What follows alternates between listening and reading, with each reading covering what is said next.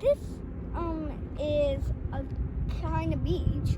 It's my first time here, and as you see, there's seagulls everywhere, all over here. Like, there can be people here, dogs, and also there can be a lot of seagulls.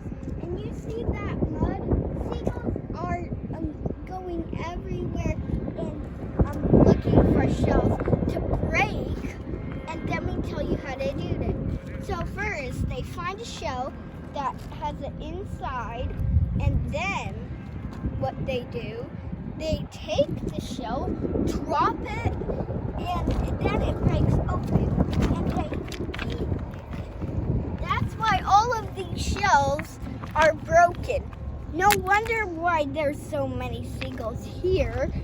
It's because they always get lunch here. That's why there's so many seagulls at beaches.